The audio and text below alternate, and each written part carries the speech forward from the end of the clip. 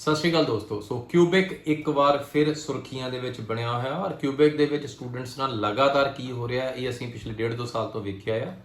ਔਰ ਕਿਊਬਿਕ ਦੇ ਵਿੱਚੋਂ ਹੁਣ ਪਿਛਲੇ ਕੁਝ ਮਹੀਨਿਆਂ ਤੋਂ ਲਗਾਤਾਰ ਐਸੀਆਂ ਖਬਰਾਂ ਆ ਰਹੀਆਂ ਨੇ ਕਿ ਜਿਹਦੇ 'ਚ ਲਗਾਤਾਰ ਇਹ ਲੱਗ ਰਿਹਾ ਕਿ ਸਟੂਡੈਂਟਸ ਨੂੰ ਡਿਸਕਰੇਜ ਕੀਤਾ ਜਾ ਰਿਹਾ। ਸੋ ਸਟੂਡੈਂਟਸ ਲਈ ਪਹਿਲਾਂ ਬਹੁਤ ਸਾਰੀਆਂ ਪ੍ਰੋਬਲਮਸ ਸੀਗੀਆਂ ਕਿ ਵੀਜ਼ਾਸ ਨਹੀਂ ਆ ਰਹੇ ਸੀ, ਵੀਜ਼ਾਸ ਡਿਲੇਡ ਸੀਗੇ, ਸਪੈਸ਼ਲੀ 10 ਕਾਲਜਸ ਵਾਲੇ ਵੀਜ਼ਾਸ ਤੇ ਸਾਰੀ ਕੋਈ ਨਹੀਂ ਲੈ ਰਿਹਾ ਸੀਗਾ। ਹੁਣ ਵੀਜ਼ਾਸ ਆਉਣੇ ਸ਼ੁਰੂ ਹੋਏ ਆ, ਸਟੂਡੈਂਟਸ ਨੇ ਟਰੈਵਲ ਕਰਨਾ ਸ਼ੁਰੂ ਕੀਤਾ ਔਰ ਫਾਈਨਲੀ ਮੌਂਟਰੀਅਲ 에ਅਰਪੋਰਟ ਦੇ ਉੱਪਰ ਕੁਝ ਅਜੀਬ ਹੀ ਖਬਰਾਂ ਆ ਰਹੀਆਂ ਨੇ। ਸੋ ਦੋਸਤੋ, visa is permission to travel to the country, but finally visa ਜਿਹੜਾ ਇਮੀਗ੍ਰੇਸ਼ਨ ਆਫਿਸਰ ਹੈ ਉਹਦੇ ਕੋਲ ਇੱਕ ਫਾਈਨਲ ਅਖਤਿਆਰ ਹੁੰਦਾ ਕਿ ਸਟੂਡੈਂਟਸ ਨੂੰ ਉਹ ਐਂਟਰੀ ਦਿੰਦਾ ਹੈ ਜਾਂ ਨਹੀਂ ਦਿੰਦਾ ਹੈ। ਸੋ ਜਨਰਲੀ ਟੂਰਿਸਟ ਕੇਸਿਸ ਵਿੱਚ ਵੀ ਤੁਸੀਂ ਵੇਖਿਆ ਹੋਵੇਗਾ ਕਿ ਚਾਹੇ ਵੀਜ਼ਾ 10 ਸਾਲ ਦਾ ਹੋਵੇਗਾ, ਜਿਹੜਾ ਵੀਜ਼ਾ ਆਫਿਸਰ ਹੈ ਉਹ ਇਮੀਡੀਏਟਲੀ ਤੁਹਾਨੂੰ 6 ਮਹੀਨੇ ਦੀ ਐਂਟਰੀ ਦਿੰਦਾ ਹੈ। ਸੋ ਇਸ ਸਮੇਂ ਸਟੂਡੈਂਟਸ ਨੂੰ ਰੋਕਿਆ ਜਾ ਰਿਹਾ ਤਰ੍ਹਾਂ ਦੀਆਂ ਚੀਜ਼ਾਂ ਬਣਾ ਕੇ। ਸੋ ਇਹਦੀ ਤਾਜ਼ਾ ਮਿਸਾਲ ਕੱਲ ਹੀ ਇੱਕ ਸਟੂਡੈਂਟ ਲੜਕੀ ਸੀ, she went to this Montreal ਔਰ ਮੌਂਟਰੀਅਲ ਦੇ ਵਿੱਚ ਸਟੂਡੈਂਟ ਨੂੰ ਉੱਥੇ ਆਪਣੇ ਡਾਕੂਮੈਂਟ ਪ੍ਰੋਡਿਊਸ ਕਰਨ ਨੂੰ ਕਿਹਾ ਗਿਆ। ਸੋ ਕਾਲਜ ਸਪੋਰਟ ਲੈਟਰ ਜੋ ਕਿ ਇਮੀਗ੍ਰੇਸ਼ਨ ਆਫਿਸਰ ਦੇ ਅਨੁਸਾਰ ਬਹੁਤ ਜ਼ਿਆਦਾ ਅਪ ਟੂ ਦਾ ਮਾਰਕ ਨਹੀਂ ਸੀ ਔਰ ਫਾਈਨਲੀ ਜਿਹੜੀ ਜਿਹਨੂੰ ਅਸੀਂ ਬੋਲਦੇ ਹਾਂ ਫੀਸ ਰਿਸਿਪਟ ਹੈ ਉਹ ਸਟੂਡੈਂਟ ਦੇ ਕੋਲ ਇੱਕ ਅਲੱਗ ਡੇਟ ਤੋਂ ਸੀ।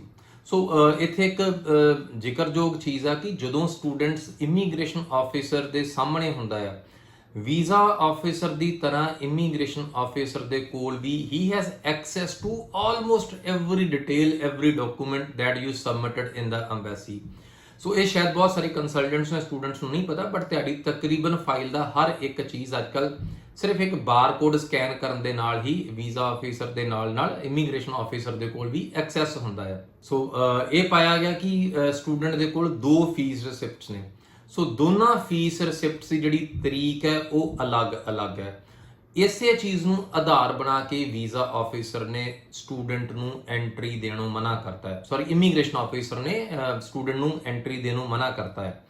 ਔਰ ਜਦੋਂ ਸਟੂਡੈਂਟ ਦੀ ਐਂਟਰੀ ਰੋਕੀ ਜਾਂਦੀ ਹੈ ਉਦੋਂ ਜਿਹੜਾ ਇਮੀਗ੍ਰੇਸ਼ਨ ਆਫਿਸਰ ਹੈ ਉਹਨੇ ਇੱਕ ਡਿਟੇਲਡ ਸਮਰੀ ਬਣਾ ਕੇ ਸਬਮਿਟ ਕਰਨੀ ਹੁੰਦੀ ਹੈ। ਸੋ ਉਸ ਸਮਰੀ ਦੇ ਵਿੱਚ ਕੀ ਸਮ ਅਪ ਕੀਤਾ ਗਿਆ, ਸੋ ਉਹਦੇ ਉੱਪਰ ਇੱਕ ਝਾਤੀ ਮਾਰਦੇ ਹਾਂ। ਸੋ ਜਿਹੜੀ ਫੀਸ ਰਿਸਿਪਟ ਹੈ ਉਹਦੀਆਂ 2 ਤਰੀਕਾਂ ਨੇ, ਬਿਕੋਜ਼ ਇਮੀਗ੍ਰੇਸ਼ਨ ਆਫਿਸਰ ਨੇ ਇਹ ਬਿਲੀਵ ਕੀਤਾ ਕਿ ਅਗਰ ਤੁਸੀਂ ਫੀਸ ਰਿਸਿਪਟ ਸਪੋਜ਼ ਕਰੋ ਮਈ ਦੇ ਵਿੱਚ ਤਾਰੀ ਸੀ ਔਰ ਹੁਣ ਉਹਦੇ ਕੋਲ ਜੁਲਾਈ ਦੇ ਵਿੱਚ ਤੁਸੀਂ ਸੇਮ ਰਸੀਦ ਲਈ ਆ, ਇਹ ਡਿਊਬੀਐਸ ਹੈ, ਇਹ ਕਿਤੇ ਨਾ ਕਿਤੇ ਕਨਫਿਊਜ਼ਨ ਹੈ ਕਿ ਤੁਹਾਨੂੰ ਸ਼ਾਇਦ ਹਵਾ ਦੇ ਵਿੱਚ ਹੀ ਜਿਹੜੀ ਆ ਟਿਊਸ਼ਨ ਫੀਸ ਦੀ ਰਸੀਦ ਦਿੱਤੀ ਗਈ ਹੈ। ਬਿਕੋਜ਼ ਇਹ ਸ਼ੁਰੂਆਤ ਵੀ ਇੱਥੋਂ ਹੋਈ ਸੀ ਕਿ ਬਹੁਤ ਸਾਰੇ ਫੀ ਆਫਟਰ ਵੀਜ਼ਾ ਵਾਲੇ ਸਕੀਮਾਂ ਦੇ ਵਿੱਚ ਸ਼ਾਇਦ ਕਾਲਜਸ ਨੂੰ ਫੀਸਾਂ ਨਹੀਂ ਪੇ ਕੀਤੀਆਂ ਜਾਂਦੀਆਂ ਸੀ ਔਰ ਉਹੀ ਆਧਾਰ ਬਣਿਆ ਅਗੇਨ ਇਸ ਰਿਪੋਰਟ ਦਾ ਵੀ। ਸੋ 2 ਤਰੀਕਾਂ ਦੀ payment detail, payment receipt, so ਉਹਨੂੰ ਆਧਾਰ ਬਣਾ ਕੇ ਇਹਨੂੰ so exact same letter with another date, so ਇਹ ਉਹਨਾਂ ਨੇ ਲਿਖ ਕੇ ਦਿੱਤਾ ਕਿ ਸੋ ਇਸ ਕਰਕੇ ਇਹਨੂੰ ਮੰਨਿਆ ਨਹੀਂ ਜਾ ਰਿਹਾ। ਸਟੂਡੈਂਟ ਨੇ ਹਾਲਾਂਕਿ ਬਾਰ-ਬਾਰ ਕਿਹਾ ਵੀ ਕਿ it is a college time, you can ring up the college. So immigration officer ਨੇ ਕਰਨ ਤੋਂ ਵੀ ਮਨਾ ਕਰਤਾ ਕਿ ਮੈਨੂੰ ਕਿਸੇ ਵੀ ਕਾਲਜ ਨੂੰ ਕਾਲ ਕਰਨ ਦੀ ਵੀ ਲੋੜ ਨਹੀਂ ਹੈ। ਸੋ ਦੂਸਰੀ ਚੀਜ਼ ਸੀ ਕਿ ਜਿਹੜੀ ਐਡਮਿਸ਼ਨ ਲੈਟਰ ਆ ਉਹ ਇੱਕ ਬਹੁਤ low quality of letterhead ਹੈ। ਸੋ ਜਿਹੜਾ ਲੈਟਰ ਹੈਡ ਹੈ ਕਾਲਜ ਨੇ ਇਸ਼ੂ ਕੀਤਾ ਹੈ ਉਹ ਕਾਫੀ ਲੋ ਕੁਆਲਿਟੀ ਦਾ ਹੈ। ਤੀਸਰਾ, ਸਟੂਡੈਂਟ ਦੀ ਜਿਹੜੀ ਇੰਗਲਿਸ਼ ਆ, ਇੰਗਲਿਸ਼ ਦੇ ਵਿੱਚ ਵੀ ਐਵਰੇਜ ਹੈ। ਸੋ ਮਾਰਕ ਕੀਤਾ ਗਿਆ ਕਿ ਸਟੂਡੈਂਟ ਸਪੀਕਸ ਐਵਰੇਜ ਇੰਗਲਿਸ਼। ਸੋ ਫਿਰ ਸਟੂਡੈਂਟ ਦੇ ਕੋਲੋਂ ਪੁੱਛਿਆ ਗਿਆ ਕਿ ਉਹਦੇ ਸੈਕੰਡ ਸਮੈਸਟਰ ਦੇ ਵਿੱਚ ਸਬਜੈਕਟ ਕੀ ਪੜ੍ਹਨੇ ਆ, ਐਂਡ ਸਟੂਡੈਂਟ ਵਾਸ ਇਗਨੋਰੈਂਟ। ਸੋ ਉਹਨੂੰ ਇਸ ਚੀਜ਼ ਦਾ ਵੀ ਪਤਾ ਨਹੀਂ ਸੀ।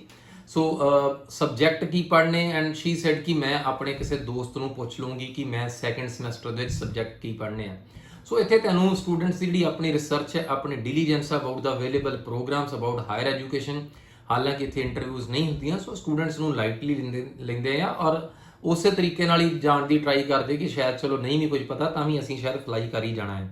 ਸੋ ਇਹਦੇ ਵਿੱਚ ਇੱਕ ਇਹਦੇ ਨਾਲ ਇਕੱਲੇ ਸਟੂਡੈਂਟ ਦੇ ਪਾਰਟ ਤੇ ਨਹੀਂ, ਇਹ ਇੱਕ ਕਾਲਜ ਦੇ ਪਾਰਟ ਦੇ ਉੱਪਰ ਵੀ ਇੱਕ ਇਗਨੋਰੈਂਸ ਵਾਲਾ ਸਵਾਲ ਹੈ ਕਿ ਇਹ ਅਗਰ ਕਾਲਜ ਇੱਕ DLI ਇੰਸਟੀਚਿਊਟ ਹੈ, ਸੋ ਇਹਨਾਂ ਚੀਜ਼ਾਂ ਦਾ ਖਬਰ ਇਸ ਚੀਜ਼ ਦਾ ਉਹਨੂੰ ਵੀ ਪਤਾ ਹੋਣਾ ਚਾਹੀਦਾ ਸੀ ਔਰ ਇਹ ignorance on the part of college ਵੀ ਹੈ।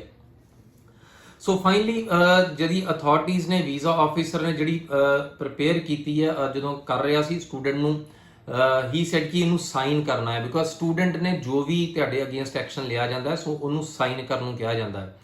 ਔਰ ਇੰਨੀ ਕਸ਼ਮਕਸ਼ ਦੇ ਵਿੱਚ ਸਮਾਂ ਵੀ ਲੰਘਿਆ ਔਰ ਸਟੂਡੈਂਟ ਨੂੰ ਤਰੇਲੀਆਂ ਵੀ ਆਈਆਂ, ਸਟੂਡੈਂਟ ਨੇ ਫਾਈਨਲੀ ਸ਼ੀ ਫੇਂਟਡ। ਔਰ ਉਹ ਜਦੋਂ ਸਟੂਡੈਂਟ ਫੇਂਟ ਹੋ ਗਈ ਫਾਈਨਲੀ ਉਹਨੂੰ ਹਸਪੀਟਲ ਐਡਮਿਟ ਕਰਾ ਦਿੱਤਾ ਗਿਆ। ਔਰ ਪਿੱਛੇ ਜੇ ਬਹੁਤ ਸਾਰੇ ਐਸੇ ਕੇਸਿਸ ਦੇ ਵਿੱਚ ਸਟੂਡੈਂਟਸ ਨੂੰ ਸਾਲ ਦਾ ਜਾਂ 2 ਸਾਲ ਲਈ ਐਂਟਰੀ ਵੀ ਬੈਨ ਕਰ ਦਿੱਤੀ ਗਈ ਹੈ। ਸੋ ਦੋਸਤੋ ਇੱਥੇ ਇੱਕ ਖਾਸ ਖਿਆਲ ਰੱਖਣ ਵਾਲੀ ਚੀਜ਼ ਆ ਕਿ ਜਦੋਂ ਵੀ ਤੁਸੀਂ ਜਾਂਦੇ ਹੋ ਕੈਨੇਡਾ ਨੂੰ ਜਾਂਦੇ ਹੋ, ਆਪਣੇ ਪ੍ਰੋਗਰਾਮ ਦਾ, ਆਪਣੀ ਐਜੂਕੇਸ਼ਨ ਦਾ, ਆਪਣੇ ਡਾਕੂਮੈਂਟਸ ਦਾ ਬਹੁਤ ਖਾਸ ਖਿਆਲ ਰੱਖ ਕੇ ਨਾਲ ਲੈ ਕੇ ਜਾਓ। ਸੋ ਜਿਸ ਤਰੀਕੇ ਨਾਲ ਅਸੀਂ ਟਰੈਵਲ ਕਰਨਾ ਹੈ, ਜਿਸ ਤਰੀਕੇ ਨਾਲ ਜੋ ਕੁਝ ਸਾਨੂੰ ਵੀਜ਼ਾ ਲਈ ਚਾਹੀਦਾ ਹੈ, ਸੇਮ ਸਾਰਾ ਕੁਝ ਹੀ ਸਾਨੂੰ ਐਂਟਰੀ ਲਈ ਚਾਹੀਦਾ ਹੈ। ਸੋ ਅਗਰ ਤੁਹਾਡੇ ਕੁਆਰੰਟੀਨ ਦੇ ਨਿਯਮ ਸੀ, ਤੁਸੀਂ ਵੇਖਿਆ ਕਿ ਉਦੋਂ ਸਟੂਡੈਂਟ ਨੇ ਕੁਆਰੰਟੀਨ ਦਾ ਜਿਹੜਾ ਆਪਣਾ ਅਗਰ ਬੁੱਕ ਨਹੀਂ ਕੀਤਾ ਸੀ, ਉਦੋਂ ਵੀ ਬੱਚਿਆਂ ਨੂੰ ਰੋਕਿਆ ਗਿਆ। ਸੇਮ ਅਗਰ ਥਰਡ ਪਾਰਟੀ ਜਿਹੜੇ ਕੰਟਰੀ ਸੀਗੇ, ਟ੍ਰਾਂਜ਼ਿਟ ਕੰਟਰੀਜ਼, ਉਹਦੇ ਵਿੱਚ ਅਗਰ ਰੂਲ ਬਦਲੇ ਗਏ, ਉੱਥੇ ਵੀ ਸਟੂਡੈਂਟਸ ਨੂੰ ਪਰੇਸ਼ਾਨੀ ਦਾ ਸਾਹਮਣਾ ਕਰਨਾ ਪਿਆ। ਫਿਰ ਜਦੋਂ ਮੈਡੀਕਲ ਦੀ ਦਿੱਕਤ ਆਈ ਕਿ ਮੈਡੀਕਲ ਐਕਸਪਾਇਰ ਹੋਣੇ ਸ਼ੁਰੂ ਹੋਏ, ਉਦੋਂ ਵੀ ਸਟੂਡੈਂਟਸ ਨੂੰ ਦਿੱਕਤਾਂ ਦਾ ਸਾਹਮਣਾ ਕਰਨਾ ਪਿਆ। ਔਰ ਫਾਈਨਲੀ ਕਿਊਬੈਕ ਨੂੰ ਡਿਸਕਰੇਜ ਕਰਨ ਦਾ ਅਨਦਰ ਇੱਕ ਚਾਂਸ, ਇੱਕ ਤਰੀਕੇ ਸਾਨੂੰ ਸੁਣਨ ਨੂੰ ਮਿਲੇ ਆ। ਸੋ ਅਗਰ ਸਟੂਡੈਂਟਸ ਮੌਂਟਰੀਅਲ ਵਾਲੇ ਕਾਲਜਸ ਵਿੱਚ ਵੀ ਜਾ ਰਹੇ ਆ, ਸੋ ਮੇਰੀ ਪਰਸਨਲ ਸਲਾਹ ਆ ਕਿ ਆਪਣੇ ਰਸਤੇ ਬਦਲ ਲਓ, ਆਪਣੇ ਜਿਹੜੇ 에ਅਰਪੋਰਟਸ ਚੇਂਜ ਕਰ ਲਓ, ਬਿਕੋਜ਼ ਜਿਹੜੇ ਕਿਊਬੈਕ ਦੇ ਉੱਪਰ ਤੁਹਾਨੂੰ ਅਲੱਗ ਹੀ ਤਰੀਕੇ ਨਾਲ ਗ੍ਰਿਲ ਹੋਣਾ ਪੈ ਸਕਦਾ ਹੈ।